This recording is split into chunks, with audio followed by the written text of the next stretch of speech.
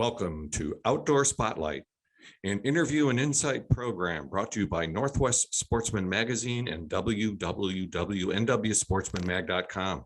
Now let's check in for all things for the Northwest Sportsman. Welcome to Northwest Spotlight. Today, our guest is Ty Swartout. Ty, thanks for joining us. Thank you for having me. Absolutely. Why don't you tell everybody a little bit about yourself?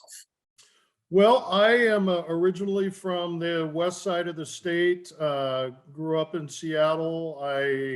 I'm married for 32 years, have two children, and I have 3 grandchildren and another one on the way. Wow, congratulations.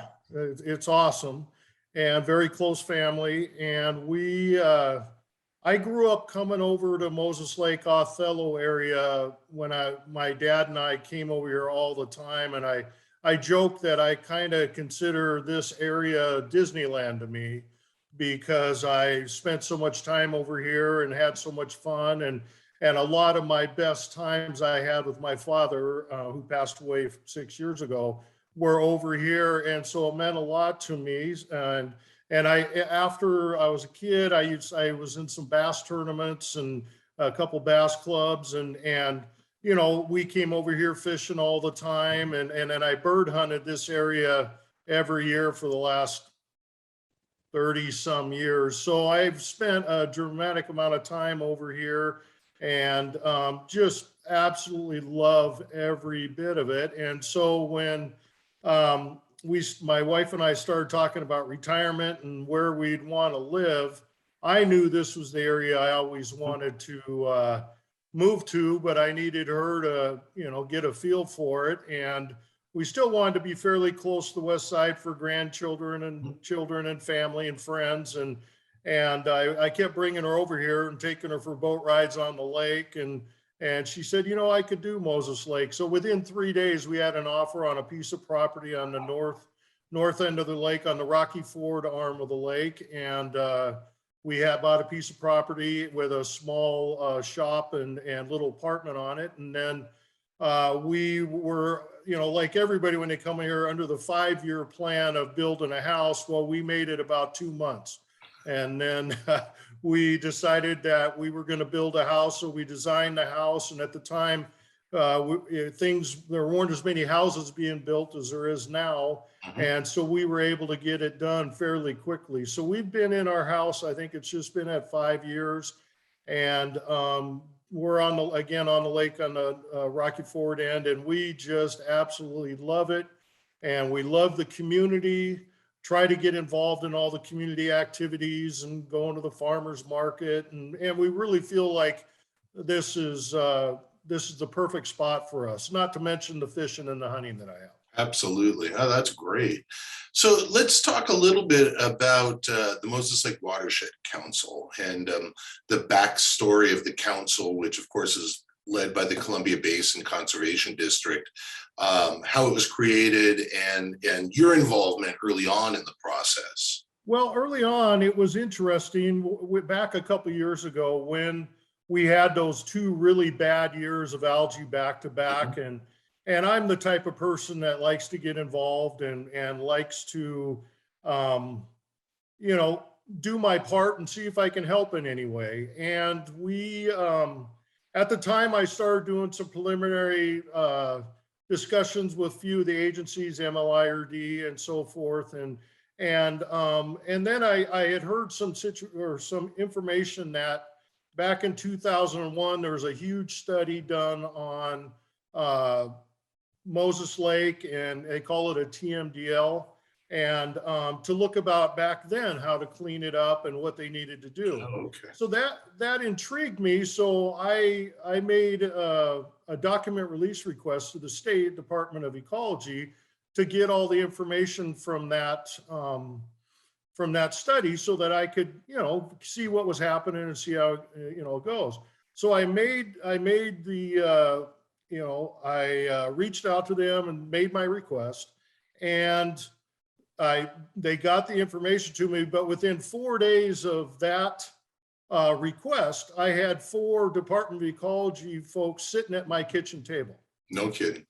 Yeah, and so I don't know the backstory of that, but they came here and they wanted to hear what I had to say, and so we had a long discussion, and then from that point, it kind of grew from there, and had some ideas. They had some ideas, and I think they really wanted to do something and revisit this area because they did so much work back in 2001, which was a long time ago. Mhm. And so between them and myself and starting to reach out and get other people involved, it kind of grew into this, where we are now. And so like you say, the Mosaic Watershed Council is a group of agencies and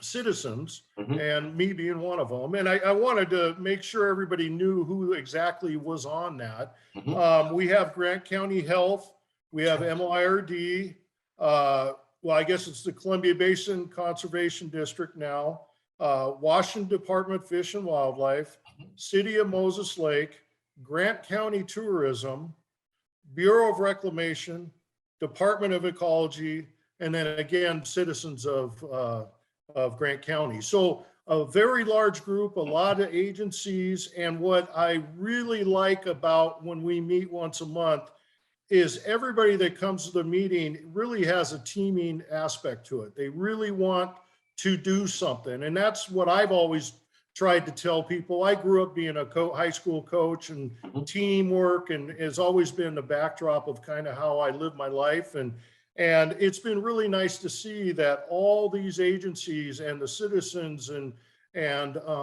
everybody's stepping up. Everybody has a positive attitude, and it really makes things move more swiftly and efficiently. And so that part, it's been great. And we're with the Watershed Council, there's a lot of things going on. I know they've got some grants up to this point for different dollar values, and they're trying to put more. And they just submitted one with Dan Newhouse, Representative Dan Newhouse, to get up to, I think it's $3.1 million for our lake to do some special treatments, and then also do some work up on the Rocky Ford end to maybe eliminate or alleviate some of the phosphorus that's coming into the lake from that area. So Mhm. lots of activities, lots of ideas, lots of studies going on to see what we can exactly do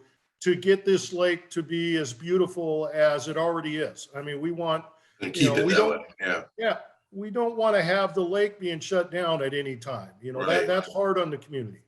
And you mentioned doing things and that they're doing. So for the conservation district, the Columbia Basin Conservation District, what are some of the more, I guess, long-term goals? What are some of the goals, the purpose of the district itself? Okay, so one of the key things that helps our lake and dilution is the water that we get from the Bureau of Reclamation. Okay. And the 2 years that we had a bad algae, we had a lot less water than we normally get because of the way, the amount of water they needed in certain areas. I mean, it wasn't a decision on their point, like, oh, we're not going to give them any water. It was the fact of, they have to watch the water, go everywhere in the east part of the state. So they're not just doing it to flush our lake or dilute our lake. And so that is a big part of helping the lake, is getting that dilution water. And from what we've been told is we expect the similar amount of water we've gotten in the last year to now. And so that would be very helpful, because last year we had our lake was very healthy for almost the whole year. So that's a big help. Some of the other things they're doing, we had a project up on the Rocky Ford arm where there was some cattle that were in the lake. They had access to the lake, and at any time you could go up there and see 8 to 10 to 12 cattle doing their business in the lake. And obviously that's not good. Right. And so the Columbia Basin Conservation District actually did a project and put a fence in for them and put a way to water the cattle, and they paid for it. So that, Wow. that was a nice project. Another thing is working with the fish hatcheries that we have on both ends of the lake, being the state one that comes in Crab Creek, and then Trout Lodge, which is up on the Rocky Ford arm, to make sure that they're doing everything that they're supposed to be doing, and just make sure that they're partners in this also. And they've both stepped up and seem to be doing everything they're supposed to be doing. So that's goodness too. Another thing is, just getting the word out for people on, when they're doing yard work, or they're doing their lawns, or they're doing, try not to use a lot of fertilizer down by the lake. Don't blow your grass clippings or your leaves into the lake. Right. And that can cause some problems too. Sure. Also getting people off of septics. Especially a lot of the older homes that are on the lake, a lot of them back then, the septics might run right towards the lake, where now there's a lot more restrictions. So if they're available to possibly get on the sewer system and deactivate their septic, that's a good idea also. And then there's one of the things with that $3 million is to do, I think it's called bentonite clay. And it actually goes down and seals the bottom where the phosphorus is in the sediment. And they're looking to possibly put that, so it will help when we have our big windstorms, that it doesn't churn up all that bad stuff on the bottom of the lake from all the years of fertilizer and all that stuff. And then another thing, and I know we're going to talk about it, is the impact of carp on the lake, and how much damage they do, and the sheer numbers. Fish and Wildlife estimated we have like 500,000 carp in this lake, and and they're up to like 40 pounds. I mean, they're big, and they're tough to get rid of. So they're looking at ways of also, we've done some minor studies on netting them, where they've gone out and netted for 3 days and got a ton of them that way. And they're looking at some other options, if we get some of this funding, of how we can take that a step further. And that's kind of where my Moses Lake Carp Classic, the tournament that I started 3 years ago, number one, I wanted to do my part. I'm not the type of person that asks everybody else to do everything, and I'm not going to do anything. Sure. So I thought, this is my way. Now, if we go out and shoot 500 or 1,000 carp doing that tournament, we know that's a drop in the bucket on the big number. But what it does do is it gets the education out to the community of the damage that we do. And it's a fun sport for the people that come out and do it. And so, that's just another way of trying to, help it. Well, talk a little bit more about the Moses Lake Carp Classic and what it entails. Well, what it is right now it's a one-day tournament. It's going to be on Saturday, May 21st. We hold it out of Connolly Park. It is, which is a beautiful park. And we start registration at 6. We have a boaters meeting with all the boaters there at 6:45, and we really stress why we're doing the tournament and the education piece, and then we also stress on safety. I mean, bows, and we really want people to be safe. And then we actually launch the tournament at 7 o'clock, and all the boats go out to the lake, and they start doing what they do best, which is shooting carp and getting them in. And then at 5 p.m., all boats have to be back in the marina or on the beach. And then we have a weigh-in, and there's 4 categories that we have for this tournament. The first category is the biggest fish shot of the day. And right now we have $1,000 first prize for that.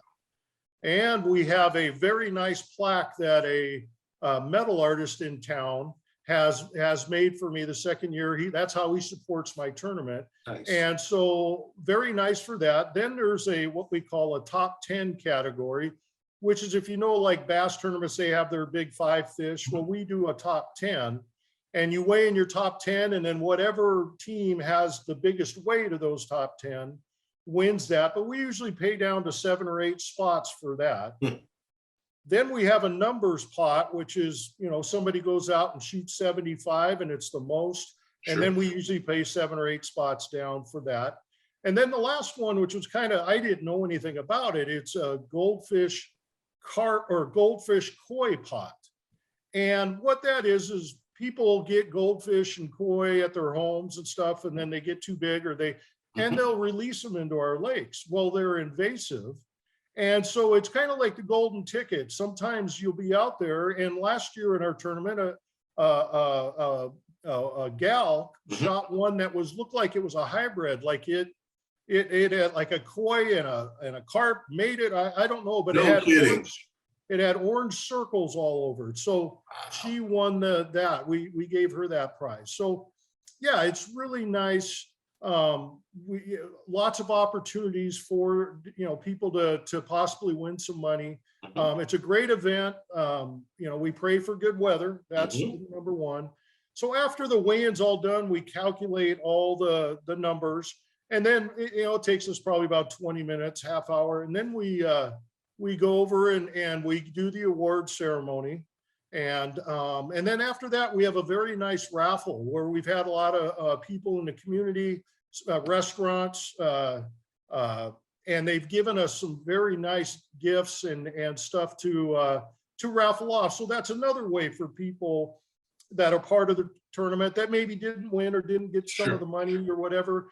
We want them to leave hopefully feeling good. Hey, I won this, and again, this group of people that I do it with, the Washington Bowfishing Association, they're helping put on the tournament, and they're very good about teaching people or providing tips and really making people feel comfortable, especially people that are new to the sport. And that's what I really want, is if we can build this. And so we usually are done about 7 or 7:30. And so it's a full day activity. Well, the nice thing is the Columbia Basin Conservation District about 3 weeks ago said, this is really going well. We really like what's going on. We like the amount of press we're getting. We're starting the newspapers to come out, you guys, to kind of see what's going on. And they said, we want to take a more active role. So our idea of next year is that we're going to have it be a 2-day tournament. Oh, great. And then they said they'll take over pre-registration, and they're buying me some banners, and they just got a website up that it's very basic right now, but they're going to have this website to be able to educate people on carp, but also educate people for the tournament every year. That's fantastic. So that was very exciting. Yeah, absolutely. And you mentioned the education part. For people who don't know a lot, why are carp such a detriment to the lakes and the waterways? Well, number one is just the sheer volume of the carp in the lake, and to be out their excrement. I mean, the amount, the fish, they're big fish. They're, like you say, up to 40 pounds. Matter of fact, the state record is out of Moses Lake, and that was 48 pounds. So if you think about that size of fish and their, excrement coming out, that's a big impact. Yeah. When they die, a lot of times especially during the spawn, they spawn so aggressively, some of them will die then, and if they don't get picked out of the lake, it can affect the phosphorus levels in there. Also, they don't smell good. I know there's a lot of people around. If you ever get one stuck under your dock or something, it's not fun. And then the way they eat, they're a bottom dweller. They eat a lot of vegetation, but they root around in the sediment, and it kicks all that phosphorus and all the bad stuff back up into the water column. And then also it doesn't, when they're spawning and they're so aggressively spawning, it does the same thing. It just kicks up all that bad stuff that's on the lake. And then one added thing with that is in regards to the fish that we do want, the largemouth, the smallmouth, the walleye, but mostly the bass population, who, especially the largemouth, they spawn in a lot of similar areas that the carp do. And, if a largemouth bass lays its eggs and then these carp come in, they'll kill off all those eggs. So it really affects the populations of some of our game fish that we really want to have around. Absolutely. Absolutely. Are there, aside from the Carp Classic, are there some future projects that are being considered to help mitigate the carp issue? There's part of that $3.1 million, I believe, that we're talking about doing a possible bounty system Oh, a wow. couple weekends of the year, like they do with the pike With minnow. pike minnow, yeah.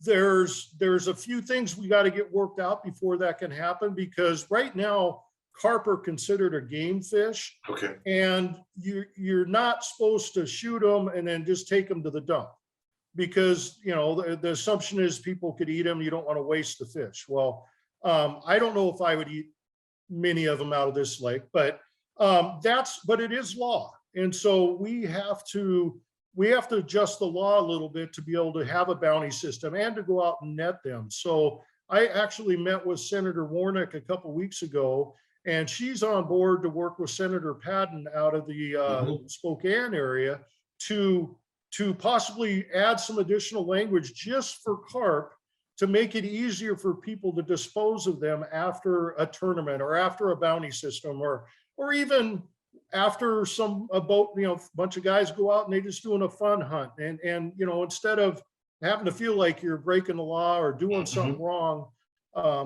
get out there and do it. Now, one of the things for our tournament is we have a commercial crawdad fisherman from the Portland area drives over, and he takes all of our carp away because he cuts them up to use as bait in his crawdad traps. So that we are not breaking the law, or we're not doing it, because it's helping produce food source for for the rest of the Washington State and Oregon. That's great. That's great. So for other folks who are in the area, for citizens, business owners in the area, what can they do to help the Moses Lake Carp Classic, and what can they do on their own for their lake? Well, I think number one is get involved. I mean, this is very important for all of us. And I just remember back to those years when they had to not shut it down, but close it to swimming, and how that impacted our tourism, how it impacted the campgrounds, people being on the water. And that obviously affects restaurants and gas stations and hotels and whatever it is. So, get involved, or if anything, just be aware. And I know we're going to start hosting, now that the pandemic's towards the end, we hope, some community events where we'll be able to explain more what you're asking about, what they can do, and if they want, I love to have, if they want to help sponsor something in our tournament, or people have given prize money, we've gotten gift certificates, we've gotten clothing, t-shirts, anything. If they feel like they want to be a part of it, they could reach out to me and see how they could do that. And for the Carp Classic, it's just a fun event. If people want to come down and see the weigh-in, and hopefully if we have good weather, we'll get a lot of fish. It's pretty interesting to see the numbers and the size of these fish, and they're not the prettiest fish in the world, at least I don't think so. So it's very interesting. And then to watch the word ceremony if they want. And it really, it really is a fun time. And last year we did have the Columbia Basin Herald there, and they took a lot of pictures, and I think it opened up the eyes to a lot of people. But one thing, Paul, right before I forget, I wanted to name off my sponsors this year. Absolutely, please. Give them the people that have joined in. So Cascade Marina, the Aspie Group, Aqua Technex, Caldwell Baker, Aaron Fitterer, Mardon Resort, been a big supporter.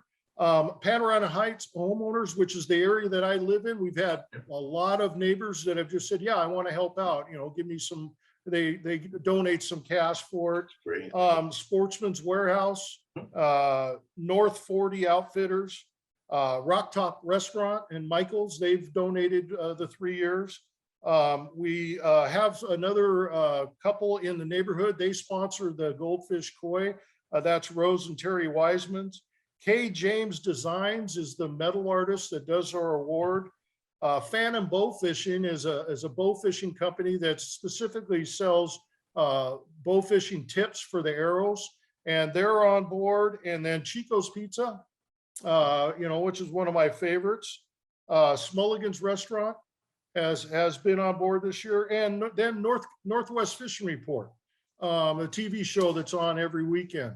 I've talked to Rob Hall there, and we've been, I think it's Hall. They've been, maybe we'll do that part over. Rob from Sportsman's Warehouse, and he's been very helpful, sent a bunch of shirts out and a bunch of stuff, and put a bunch of stuff on their website, announcing this. And so that's been great too. And we almost had, there was a timing issue, but they were actually going to possibly send out their cameras and do a segment on it, but they had something else that was in works that weekend. So we're working hopefully for next year that's great. To get them on board to expand the media attention we're getting on. Mm-hmm. So if somebody wants to be involved, if somebody wants to be part of the tournament, if someone wants to reach you to be a sponsor or such, how can they do that? Well, my phone number is 206-459-2342. And my email is swartoutfamily@comcast.net. So SWARTOUT family, which is all one word, @comcast.net. Okay, and great. I love talking about it. And if people just want more information about what we're doing, I'm more than happy to talk to that also. That's fantastic. So let's move away from the carp a little bit. Okay. What species of fish do you fish for, and where do you normally fish? Well, I am a bass fisherman. Okay. Like I said, back in the 90s, I did 6 years of tournaments until my children got to a certain age. And then it was too much. I was coaching baseball and football, and then I was doing bass tournaments, and my wife looked at me like, you're, and so I stopped doing the tournaments, but I still love bass fishing, and I do a little walleye fishing, and I'll do a little trout fishing at Rufus Woods. I go up there 3 or 4 times a spring, but mainly I go smallmouth and largemouth, and I would say I probably do better with smallmouth. It's more the fish that I probably go for 75% of the time, but I do love catching largemouth, and I do fish for them also. I have my dream boat. I just got a Ranger Z521 bass boat 2 years ago, and I love it. And so I've been out fishing the last couple days. I did 2 days ago. I caught a 5.5 pound smallmouth, nice. And it was a male, and so that's a big male. And so, but I fish Moses Lake. I fish Scootney, the pool, Columbia River Advantage some, potholes.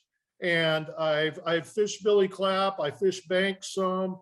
I fish Roosevelt. Roosevelt is probably my favorite lake. We have a group of friends that every Memorial Day weekend for like 25 years, we would go up there and camp out on the lake and bass fish all day long. And then we go up to Roosevelt for a week, 7 or 6 families. We go up to 2 rivers, and we stay there for the last week of July every year. So Roosevelt is probably my favorite, but I get out a lot. Last year I did Sprague Lake for the first time, and so I'm trying to reach out to do a new lake every year. This year I want to go check out the Evergreen Reservoir over by Quincy. That's the one I've never fished before, and so I really want to look at that. But yeah, I mean, I obviously living on Moses, I do a lot of fishing here. Sure. But I try to go to the other bodies of water as much as I can also. That's fantastic. That's fantastic. Well, Ty, I appreciate your time. This has been a great information about the tournament and such. And is there anything else you'd like to mention before we wrap things up? No, I think the main thing is just when it comes to Moses Lake, I really think that we're heading in the right direction. I really think this lake is going to be all that it needs to be. And you know, and the main thing is just we don't want to, you know, have any situations. And I'm not saying that we're never going to have an algae bloom again, or I mean, there's sometimes you just can't help it. But the idea is to really limit that and to make it so it's a clean body of water for everybody in this community to use, and however they see fit, you know, whatever they'd love to do, and make it so that it's a destination for tourism. And you know, I think it's such a gem and it's such a beautiful part of the state, and to get people coming here, and then who knows, I mean, there's a lot of activities around the lake, a lot of new businesses looking for the area. I mean, along with that, I mean, there you know, might be additional people that come in, and hopefully they'll be able to use the lake as much as the rest of us. So it's the community that I just want this to be able to help. Absolutely. That's great. Well, thanks again, Ty. We appreciate having you. Again, this has been Northwest Spotlight with our guest, Ty Swartout. And we appreciate you coming on. No, I appreciate the time, and you guys have a wonderful day. Thanks, you too. Bye.